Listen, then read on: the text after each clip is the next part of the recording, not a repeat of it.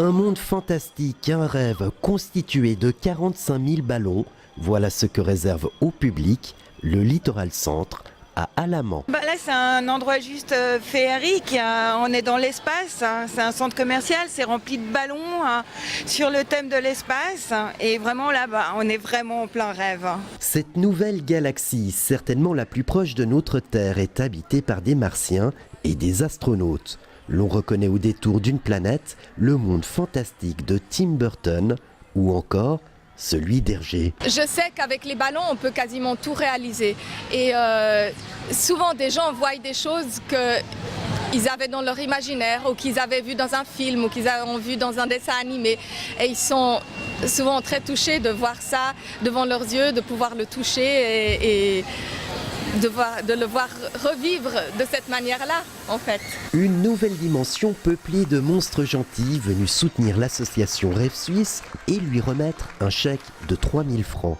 Rêve Suisse, une association pranginoise qui s'est donnée pour mission de permettre aux enfants atteints de maladies graves ou d'un sévère handicap de réaliser leurs rêves.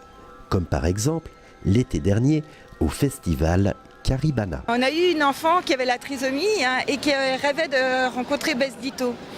Et elle était présente à Caribana, donc on a pu réaliser ce rêve de cet enfant. Et la rencontre a été tellement féerique entre l'enfant et Bess Ditto que réellement Bess a passé tout son temps avec cette fille et l'a fait venir carrément sur scène. C'était vraiment magique, quoi. Je crois que là, moi je rêvais tout autant que l'enfant. Pour inventer cet univers, pour gonfler, tordre, plier et nouer ces centaines de milliers de ballons, Littoral Centre a fait appel à un duo de doux rêveurs, des spécialistes de la bulle en latex, le Cannibaloon Team, des ballooneurs designers. On est des artistes quand même, à savoir qu'on a des fois des idées et on doit chercher des techniques pour trouver le moyen de cacher un nœud, pour faire en sorte que le ballon ne casse pas, pour que ça donne la forme, ou qu'on puisse trouver l'esprit de ce qu'on veut faire. Il y a un message à faire passer et il faut que le spectateur, le public comprenne ce qu'on a voulu dire. Donc des fois, il faut travailler sur un regard, sur un visage, sur une forme, jusqu'à ce qu'on ait ce qu'on veut. Des artistes actifs aux quatre coins de l'Europe qui avaient déjà créé en 2009 le plus grand labyrinthe en ballon au monde. Cette année, pour habiller les 220 mètres de surface et 300 mètres de couloir du centre commercial, 14 spécialistes se sont relayés. Pour cet événement, on a travaillé avec des décorateurs français, belges et hollandais et le noyau suisse du Cannibaloon Team.